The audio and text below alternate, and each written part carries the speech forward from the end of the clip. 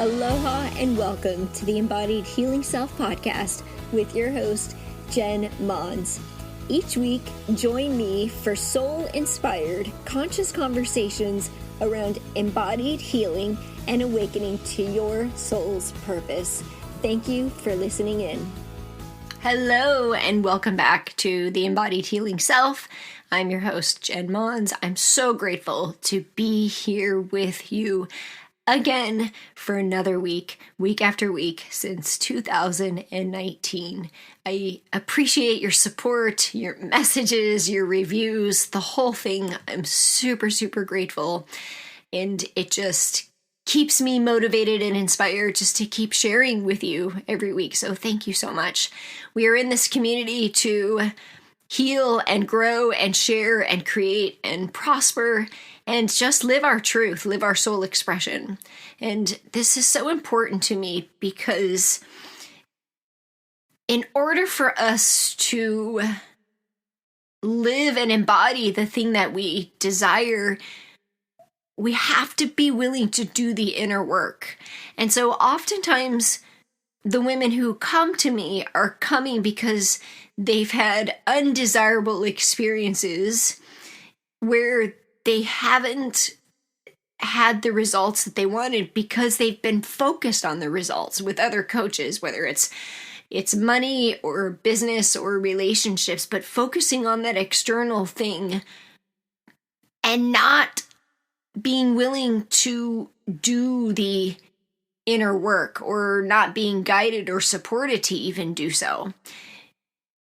And I believe and I know to be true and have many, many successful celebrations to share with you around that. The inner work creates the outer results. It might take a little longer, but it creates sustainable, more fulfilling results in your life. Whatever it is that you're seeking begins with you. And some of it's uncomfortable and some of it's messy, but it's okay. It's okay if you're supported. It's about remembering your worth, how lovable you are, your gifts, your talents, and learning to live your life and lead your life from those gifts, not the wounds that have created your scarcity or your lack of trust, keeping you from healthy relationships or your extreme independence even. So this week, I want to invite you to join me on a conversation around overcoming failure because it's a part of the human experience. I don't know anybody who hasn't had a failure in their life. Well, I mean, at least an adult, right? I'm going to share just a short personal story around, my first sort of feeling of really failing in my life that totally altered the course of my life. And we're going to talk about what are the steps to do this if you're feeling this in this moment. And the reason it's so important for me to talk about this right now, I was actually inspired by a moment with my daughter this morning and just realizing as a parent, like how I would quickly wanted to just see that this isn't right. But what she really needed was to still feel loved when it didn't turn out the way she wanted it to. Rather than, as a parent, me noticing my own fears about, well, what does this mean if it didn't turn out the way that we wanted it to?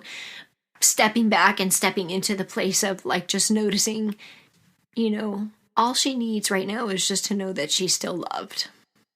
And so I had that moment of just realizing that my fear of failure as a parent was clouding my ability to immediately, in that moment, step in with compassion. And this is a practice. Like, how often do we do that? Like, our own fears come up in that moment and they keep us from actually showing up the way that we want to. And I do this, I coach people through this, and I'm still human, I'm still imperfect, and there's always an opportunity to shift and do it differently. So my personal story around failure is that I really truly, well, I am one of those women who is very independent, possible trauma response, due to just the need for safety. And as a child, like, I felt pretty super confident. Everything I wanted to, felt like I had everything that I needed. But of course, I didn't. I just chose to believe that. And it looked, I guess, pretty happy or successful on the outside. I had a pretty good experience. I had a lot of courage to remove myself from my friends to go away to a military service academy in New York. And, the kind where you can't talk to your family for, we couldn't talk for 2 weeks. And even when we did, I stood in line for 2 hours to use the payphone to talk to my family for 2 minutes while I was being yelled at. So that kind of experience, which is not normal for most people, but I just kept trucking along and just, doing the thing. And I had this really unhealthy belief, which I have since recognized, that I believed I could do anything that men could do, and I could have babies. So if you told me I couldn't do something, I was going to do it. I played on a boys' baseball team when I was 13 because I got kind of tired of softball. I played on a boys' hockey team and a boys' soccer team, and then, went to an all kind of male-dominated college where there was 8% female. And when I was in high school, I wanted to fly jets because at that time in the 90s, women weren't really doing that. So I thought, well, if you tell me I can't do something, then I'm going to do it. I ended up changing my mind. I spent some time on an aircraft carrier and I was like, whoa, this is not for me. Found out that I'm don't like to fly at all. But my dad was a pilot, so I was kind of like, that might be cool. So anyways, I'm going through life. I've got a corporate career. I'm an engineer. I'm, doing pretty good. And I decide, okay, well, I'm doing the thing. I'm climbing the corporate ladder. I'm being recognized for my value. I'm just going to have a baby. And I was like, I'm ready. Things are, I need a little bit more excitement in my life. I'm just going to, keep kicking butt in my career, and I'm just going to become a mom. No big deal. Well, it was a big deal for me. I had an unhealthy pregnancy, and it resulted in something called HELLP syndrome, which is hemolysis, elevated liver, low platelet. Anyway, long story short, liver failure, near-death experience, 3 weeks in the hospital, daughter in the hospital for 4 weeks. And it was really just a game of survival. It was okay, well, we want to leave the baby in as long as we can so that she can develop more, because we started noticing problems at 32 weeks, which was she was far along enough that it was going to be okay. She was 3 pounds when she was born, but also, getting her out in time to where my liver didn't completely fail and my kidneys didn't, because it's really the cure for this is delivery. It's like an allergic reaction to the placenta. And so the cure for it is just to deliver the baby as soon as possible. So long story short, the reason I share this is because that was really the first time in my life that I felt like I had failed. I had this beautiful birthing plan. I'm going to do it all natural, going to do it in the bathtub. I'm going to do my own style of breath work, listen to my music. And that is not what happened at all. I mean, it couldn't have been further from the truth. It couldn't have been any different. I could have never even imagined. There was this book that was popular at the time called What to Expect When You're Expecting, and there was the high risk section. I didn't even read it. I was like, that's not me. That won't happen to me, because nothing bad ever happens to me. And then the most important thing in my life, it just went all wrong. And I know I'm not alone on this. I know that there are several women who have had some trauma and grief and loss around pregnancy. And yet, when we're younger, it people, I don't know, we get this idea that it's like easy and magical and, or at least I did. I thought it's no big deal. You just have a baby, like just become a mom. Everybody does, right? But a lot of us struggle with infertility, miscarriages, premature births, life-threatening experiences. And in my personal experience, it felt like I was a failure. I didn't provide a safe environment for her to come into the world. It was, I mean, I didn't even get to hold her for like 28 hours, I think, the first time, because I was in a state of survival. And so there was some grief associated with that. And it took me years, and I didn't even realize it. And I didn't even realize the grief and the sadness that I had, just because it didn't go as I had planned, and how is this going to affect her for the rest of my life? And of course, it ended up being a C-section, and that's not what I wanted. I had health complications for years afterwards. I was told never to have children again.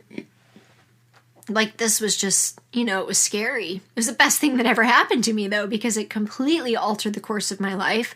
It's the reason I do everything I do now. Not the reason, but it was the first step that took me on a path towards integrated and holistic wellness and spirituality and just healing.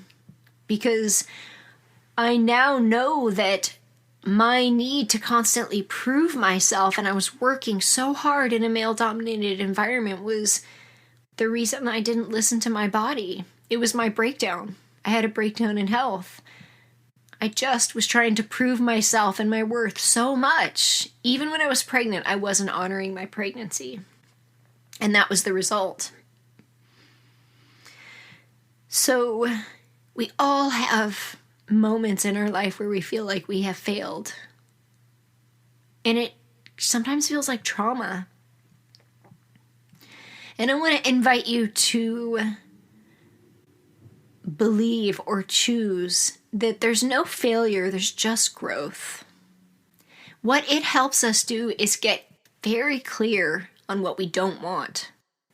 I was very clear that although the doctor said you shouldn't have any more kids, that I was going to do it, and I was going to do it in a very different way. I wasn't going to work 80 hours a week. I was going to take a lot more time to eat well, to slow down, and I did.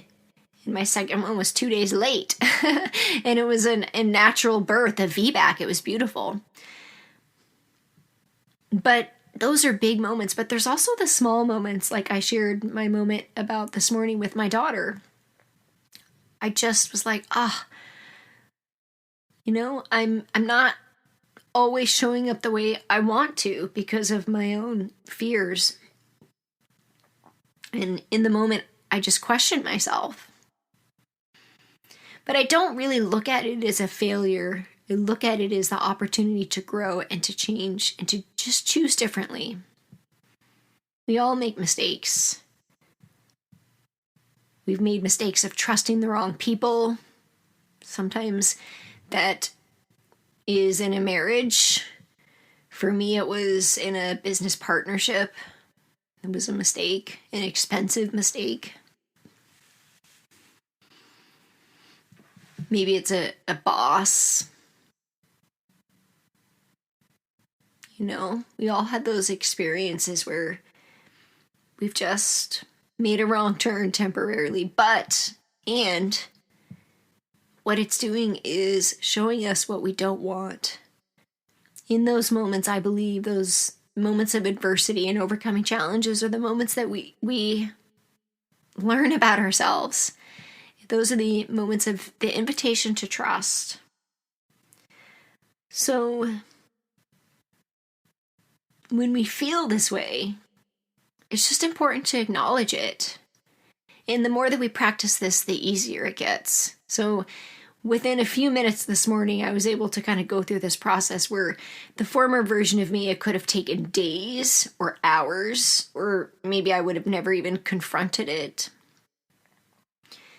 But the first step in all of this is just to become aware of it. Just be aware that you're having this sensation of like, something's not enough. I did something wrong. However it lands for you, it wasn't enough, usually is what comes up. Why do I always make the same mistake? Why do I always do everything wrong? Why are things so difficult for me? And just become aware of it. Once you become aware of it, the first response for most of us is to, well, either to project and blame somewhere else, right? So we can project our own fear, say example for a need of safety, onto someone else by controlling them, or, specifically as a parent. Or we can avoid it. That's another really great one. Just walk away from it. I can't deal with this right now.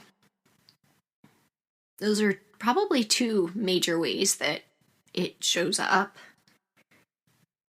Once you become aware of it, notice your subconscious habitual self wanting to respond in a healthy way, and then choose to respond in a healthy way by just acknowledging yourself in that moment, just taking a deep breath and just accepting it, just becoming aware, and just, even if you don't have a name for it, just being like, okay, I'm aware that I don't feel like I'm enough. I'm aware that I feel like I'm failing. I did something wrong. And recognize that this feeling, like all feelings, is temporary. That's what emotion is, energy in motion. It's temporary. And ask yourself, how can I learn or grow from this? How can I change this? Acknowledge what it is that maybe you need in that moment. So in my moment this morning, what I needed was to be heard. And that wasn't happening. And so I walked away and I came back and I just said, like, I need you to hear me. Would you be willing to do that? And if you're the parent of a teenager, you know that, they become very independent, and, sometimes they don't want to listen to you. And that's what I needed. So ask yourself what it is that you need. And once you figure that out, make a request around it. Sometimes the request is just for ourselves. Like, I just need some space. And then be willing to give yourself permission to just have the space. Maybe that's all you need in the moment. Maybe you need support. Maybe you just need a hug. But what do you need in that moment? Knowing that it's all temporary, acknowledging how you feel in the moment, being curious about what it is that you actually need that's creating this response of the fear of failure, because you're still looking at it as a failure. And I'm inviting you to be okay with that, have compassion for it, and also recognize that it's also just an opportunity to grow and do different. Remember that it's giving you clarity around what you don't want to do next time, because failure doesn't feel good for anybody. When things don't turn out the way we want them to, it doesn't, for some people it might last a second. Some of us can very easily be like, okay, now I'm going to rise up and do something different. But for the majority of people, we're just kind of like, oh, that didn't feel good. Kind of feels like a kick in the stomach, or, maybe it hurts the heart. Usually it doesn't feel good. And then find a way to move through it. I personally love to journal around it, and maybe an affirmation, maybe movement, maybe go for a run, and find a way to look at it in a positive way. Look at the experience in a positive way, and then invite yourself to create a belief around it that's empowering, so that you're willing to move forward. Because that's really the way that we transmute this. We don't stay stuck in it. It's that whole idea of making decisions on who you're becoming, not who you've been. You are not your failures. You are also not your successes. And so recognizing the experience where you felt like things didn't go the way you wanted them to, recognizing the need that was underneath, giving yourself permission to make a request, and then choosing an empowering way to look at this experience and saying to yourself, I recognize that this didn't go the way I wanted it to. What I would have liked to have turned out differently is this. What I needed was this that I didn't have. What I would like is this. Here's the request. What I choose to believe moving forward is this. And writing it down. So my most recent personal experience was just, putting trust in somebody more than myself. And it resulted in just a huge financial burden and energy drain just from business partnership that I was in.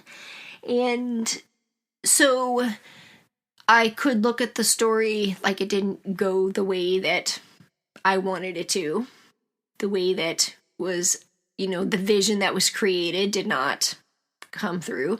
Or I could look at it like I'm very clear on what I'm not available for.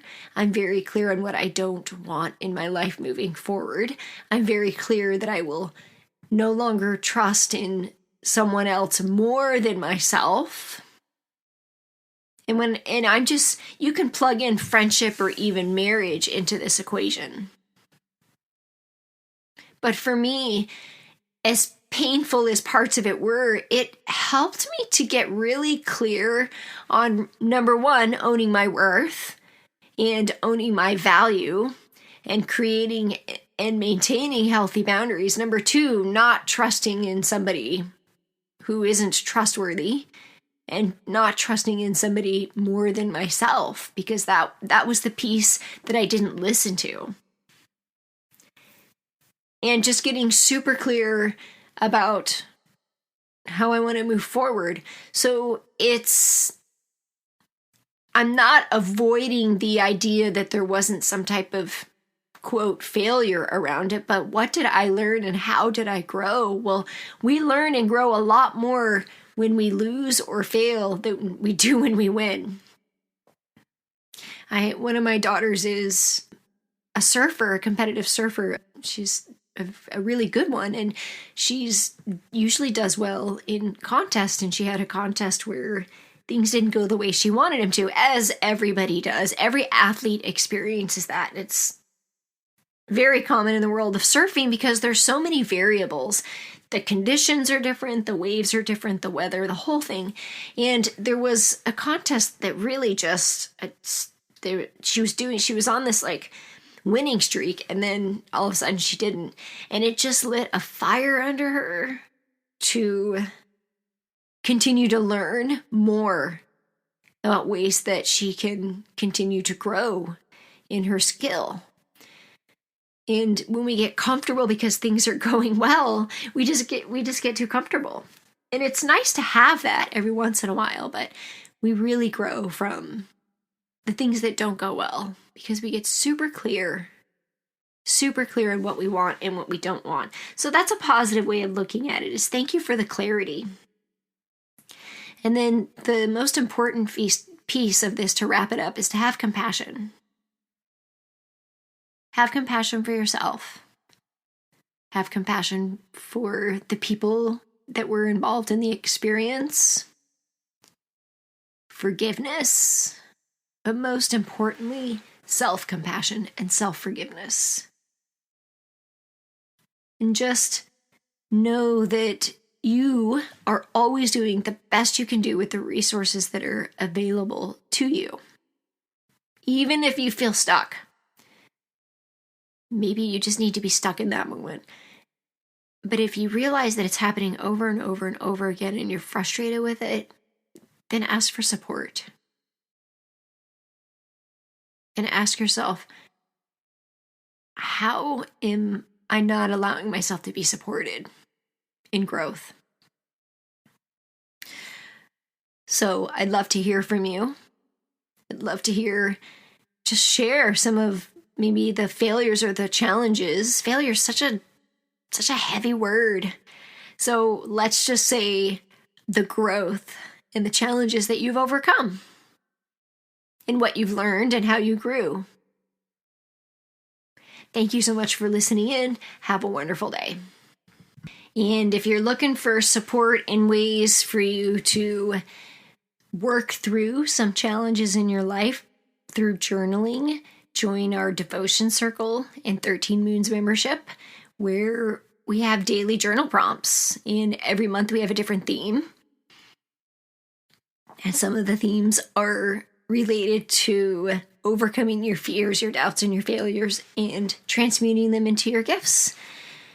So check that out at jenmons.com.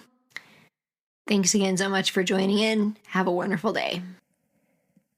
The content of this podcast is to educate, inspire, and inform you of pathways to an embodied healing self. It is not intended to be a substitute for professional medical advice, diagnosis, or treatment. Always seek the advice from your medical doctor, therapist, registered dietitian, or nutritionist for any questions you may have regarding your diagnosis or condition.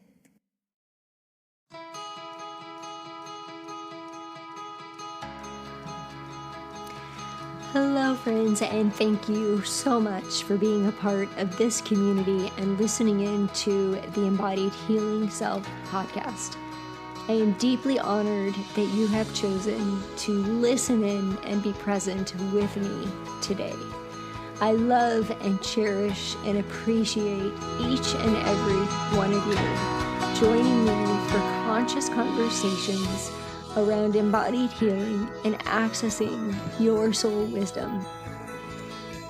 I would love to gift you my meditation bundle and my Energize and Aligned ebook and guide to help you live in alignment with more energy and flow throughout the year.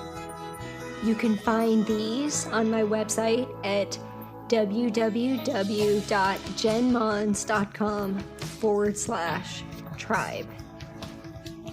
I have one small request for you to help and share the love that we share together on this show. In order for other like and light-minded listeners to listen in on the show, we need reviews. For this show to show up on social media platforms and come into their space of awareness around the topics that we share on the show. You can check out my website at jenmons.com/podcast to leave a review. And also check out other episodes that we've shared on the show. I personally read each and every review that comes through, and I would love to share some love and give you a shout out for your support on my show for leaving a review. Thank you again so much for joining in every week. With love, gratitude, and aloha, yours truly, Jen Mons and the Embodied Healing Self podcast.